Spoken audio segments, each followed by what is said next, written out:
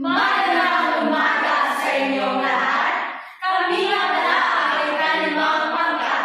Ako si Charity M. Sibunga.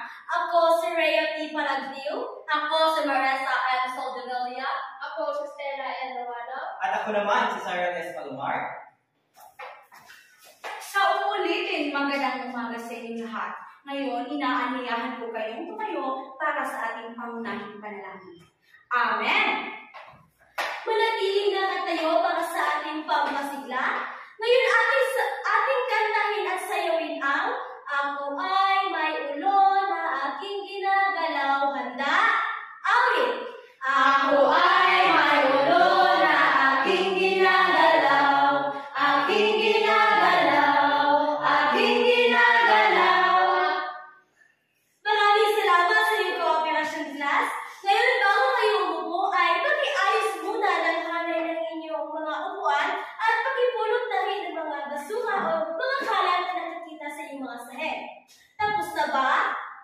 Maraming salamat. Maaari na kayo umupo. Tingnan ang inyong mga katabi, sa kaliwa, sa kanan. May mga lumiban ba? Magaling, walang liban. Palakpakan natin ang ating mga sarili. Sa ating klase, may mga alituntunin tayong dapat sundin para maging epektibo ang ating talakayan. Narito ang mga sumusunod, pakibasa ng sabay-sabay. Naintindihan ang ba ang ating alituntunin? Maraming salamat. Class, sino-sino sa inyo ang nakaalala kung ano ang tinalakay natin noong nakaraan? Melon, maraming salamat. Ang tinalakay natin ay tungkol sa pagsasalita. Ngayon, class, bago natin simulan ang ating bagong topiko ngayong umaga, ay may papagawa muna ako aktibidad sa inyo. Nais kong ipikit ninyo ang inyong mga mata at pakinggan ng mabuti kung ano ang inyong mga naririnig sa inyong paligid. Pumikit na kayong lahat. Maaari nyo na buksan ang inyong mga mata. Sa pagpikit ninyo, ano ang inyong mga narinig? Magbigay katubis? Magaling. Ito ay ang mga huni ng ibon. Melon, ano pa? Huni ng mga sasakyan. Ang mga yan ay may kaugnayan sa ating panibagong paksa ngayong umaga. May ideya ba kayo kung ano ang panibagong paksa natin ngayon? Akal? Magaling! Ang ating bagong topiko ngayong umaga ay ang tungkol sa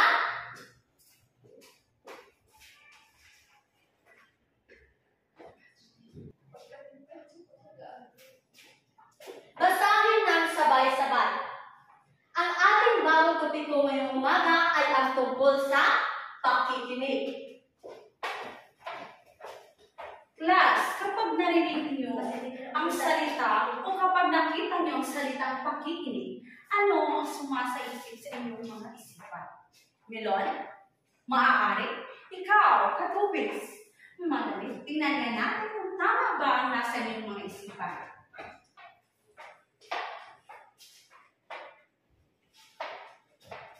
Ngayon, tingnan na mabuti. Sa unang hanay, basahin ng sabay-sabay. Magaling! Maraming salamat sa inyong pagbasa tungkol sa pakikinig. Ang pakikinig, class, ito ay isang proseso kung saan ginagamitan natin ang ating pandinig o tenga para maging tayo ay maging isang epektibong tao sa isang lipunan.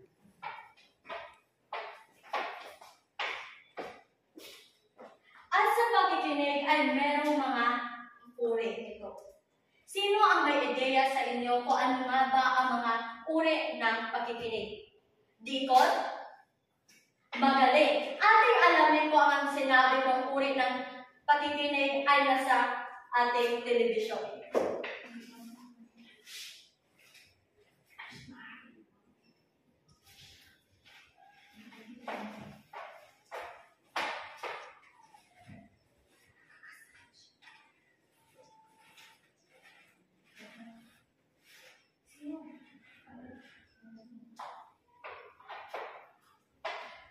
Magaling. Ang sinabi ni Dico na isa sa uri ng pakikinig ay ang aktibong pakikinig. Sa bahagi nito, ibig sabihin ng aktibong pakikinig?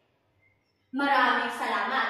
Ang aktibong pakikinig, ito ay ang uri ng pakikinig na kung saan nagbibigay talaga ng pansin o tutok ang mga nakikinig sa nagsasalita. Dito ay mga nagbibigay sila ng mga responde nila o kaya ay mga katanungan ng mga nakikinig para mas malinawan sila kung ano nga ba ang sinasabi ng nagsasalita sa harap. Ang ikalawang uri ng pakikinig naman ay ang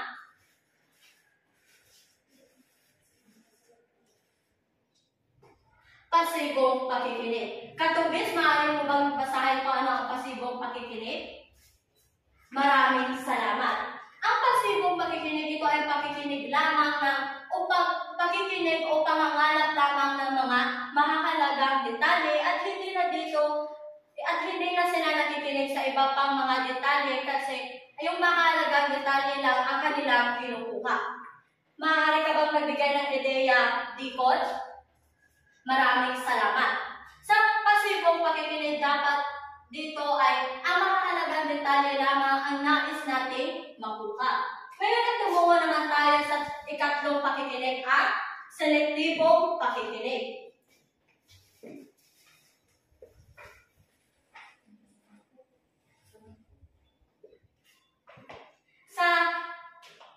Sa bahaging ito, maaari bang basahin kung ano ang selektibong pakikinig? Maraming salamat. Selektibong pakikinig mula sa salitang selektibo ay kinukuha lamang natin ang nais nating mga ideya o impormasyon na kinakailangan natin upang mas malinawan tayo sa mga salita o mga ideya na nais nating maintindihan. Maaari ka bang magbigay ng ideya sa Rosa?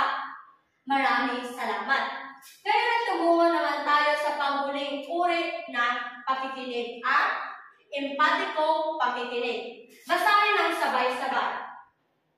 Maraming salamat.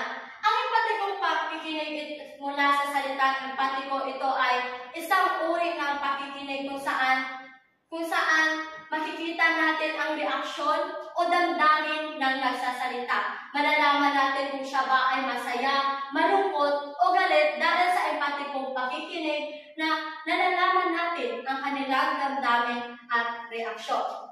Ngayon ay nais kong ipikit ninyong lahat ang inyong mga mata at sabihin ng sabay-sabay ang apat na mga uri ng pakikinig. Una ay ang aktibo pakikinig, pangalawa ay ang pasibong pakikinig, pangatlo ay ang selektibong pakikinig, at ang pang-apat ay ang empatikong pakikinig. Yun ang apat na uri ng pakikinig. May mga sangkap ang pakikinig. May mga ideya ba kayo kung ano ang mga ito? Sige, katubis, maaari ka bang magbigay? Pwede. Ikaw, Lanaha, meron ka bang ideya kung ano ang mga sangkap ng pakikinig? Magaling. Ngayon, tingnan natin kung ang inyong mga sagot ay narito ba sa aming television.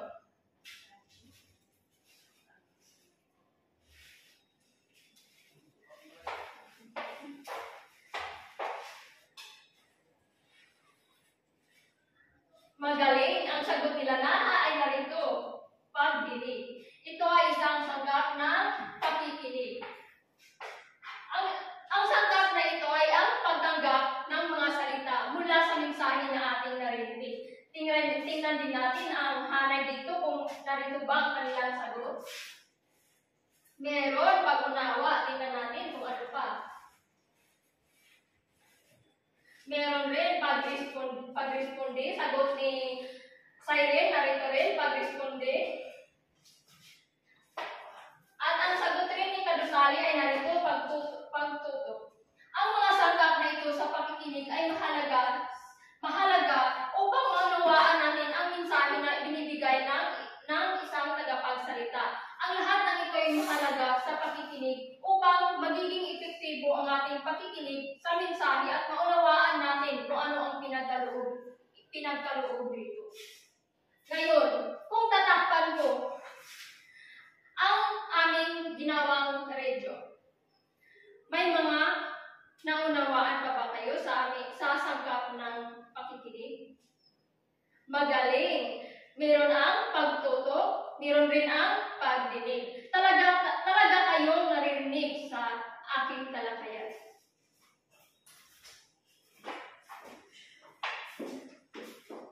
Ngayon, class, ay tatalakayin natin ang mga 5 kasanayan sa pakikinig.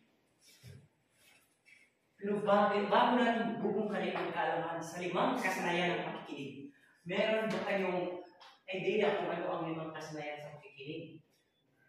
Karyagan. Tama. Ang iyong sagot ay ang pagtutok sa sinasalita.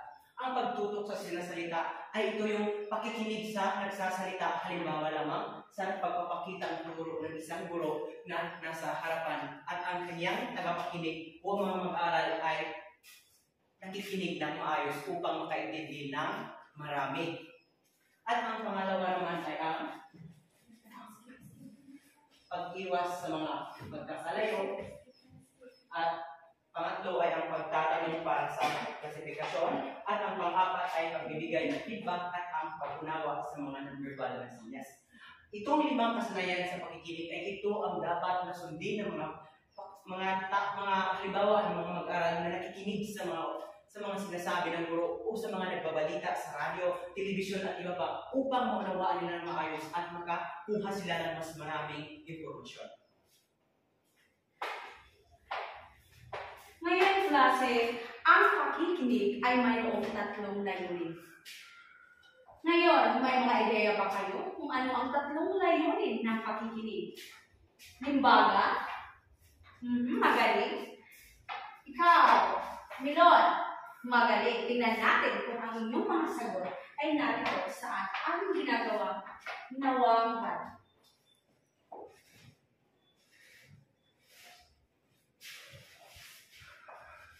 Tama ang sinabi ni Milon. Mayroon tayong unang layunin ng pakikinig ay ang informatibong pakikinig. Alam natin na ang informatibong pakikinig, ang layunin nito ay ang makakuha ng informasyon. Tama. Ang pangalawa naman ay ang tama, Deacon. Pakikinig para sa paglilibang. Ang layunin naman ang para dito sa pangalawang layunin nito ay ang layunin nito upang ang isang tao ay maging matuwa o nasiyahan sa kanyang pinakinggan. At ang panghuli naman na layunin ng pakikinig ay tama ay limbaga. Ito ay pakikinig para sa paglutas ng problema. Dito, ang layunin naman dito ay ang pagkuha ng solusyon kung paano malutas ang isang problema sa isang pamayanan o sa isang tao na para malutas ang kanyang mga problema. Ngayon, class, dahil tapos na natin talakayin ang mga layunin ng pakikinig, ang mga sangkap ng pakikinig at mga ukay ng pakikinig, ngayon ay lumako naman tayo sa mga kahalagahan ng pakikinig. Ngayon, meron ba kayong ideya kung ano ang mga kahalagahan ng pakikinig? Sino ang gustong magbigay ng halimbawa ng kahalagahan ng pakikinig? Sige, Muan. Magaling. Nawaraw. Mabuti. Michelin. Magaling. Ngayon, class, ay mayroong 5 kahalagahan ng pakikinig.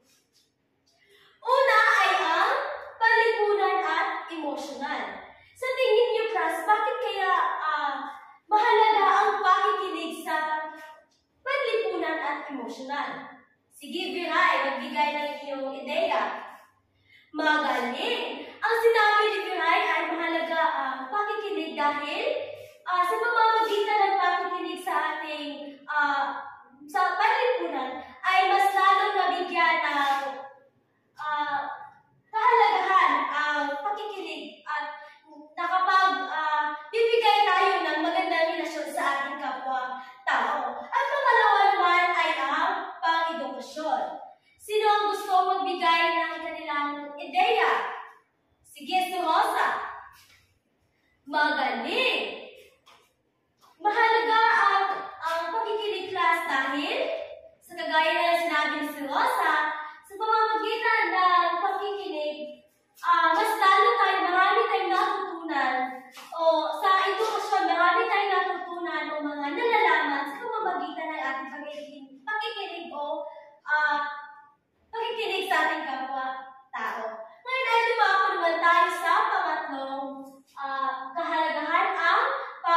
pangnegosyo.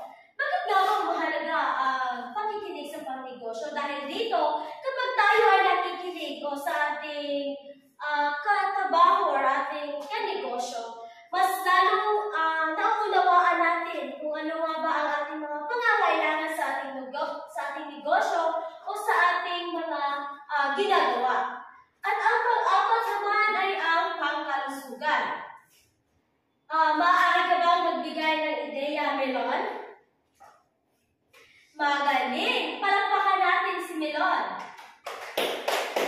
Ngayon ay dumako naman tayo sa panglimang kahalagahan ng pakikinig, ang pangkalahatan. Sa tingin niyo, class, bakit kaya mahalaga ang pakikinig sa pangkalahatan? Sino gustong sumagot? Sige, Muan. Magaling! Mahalaga ang pakikinig sa pangkalahatan dahil sa pamamagitan nito mas naunawaan natin, mas marami tayong mga kaalaman sa pamamagitan ng pakikinig. Ngayon, kapag aking tatakpan ang mga kahalagahan ng pakikinig, maaari niyo bang ibigay kung ano ang mga kahalagahan ng pakikinig? Sige, Viray? Magaling! Sino pa? Dawanang! Tama! Solivilla! Magaling! Iyon ay ang mga halimbawa o ang mga kahalagahan ng pakikinig. Ngayon, dahil naiintindihan na ang ating tinalakay ngayong umaga, sinisigurado ko na wala na kayong mga katanungan. Ngayon ay dadako na tayo sa ating pangkatang gawain. Ngayon ay papangkatin ko kayo sa dalawang grupo. Magsimulang magbilang ni Chile. Maraming salamat. Ngayon, ang unang grupo ay dito sa kanang bahagi ng silid at ang pangalawang grupo ay dito sa kaliwang bahagi ng silid. Ngayon ay basahin ninyo ang panuto sa inyong gawain. Naiintindihan lang ba, class? Ang gagawin ninyo ay magpresenta kayo o gumawa kayo ng isang masining na presentasyon tungkol sa pakikinig.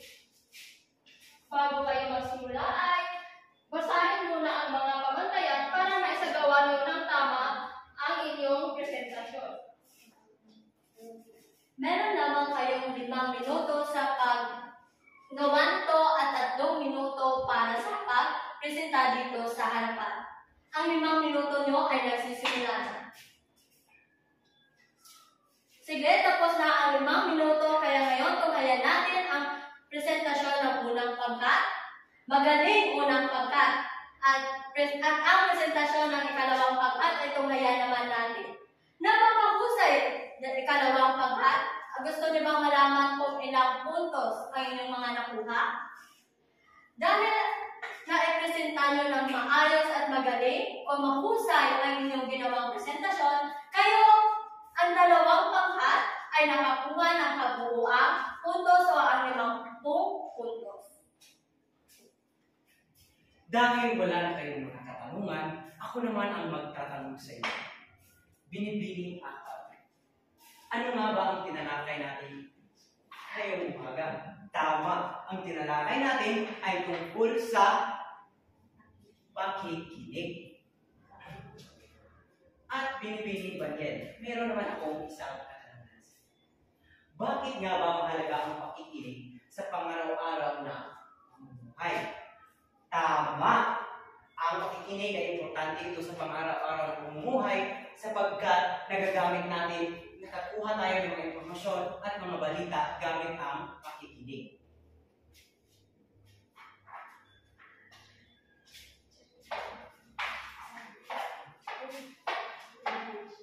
Ngayon, magkakaroon tayo ng maikling pagsusulit.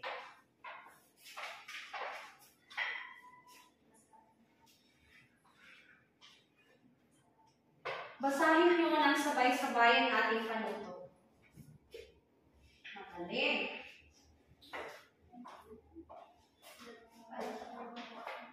Para sa unang pagsusulit, ay identifikasyon at para naman sa pangalawa, enumerasyon. Mayroon lamang kayong 5 minuto para sagutan ito. At ngayon, natapos na ang inyong 5 minuto sa pagsasagot nito at nais kong ipasa nyo na ang inyong mga papel sa dito sa harapan dahil kami lamang ang magwawasto nito. Sa punto nito ay nais kong kunin ninyo ang inyong mga takdang aralin at isulat ang ating takdang aralin para sa umagang ito. Basahin ng sabay-sabay ang inyong takdang aralin. Maraming salamat. Dapat ninyo itong sundin o gawin dahil magkakaroon tayo ng pagsusulit bago tayo magsimula sa ating bagong talakayan sa susunod nating pagkikita.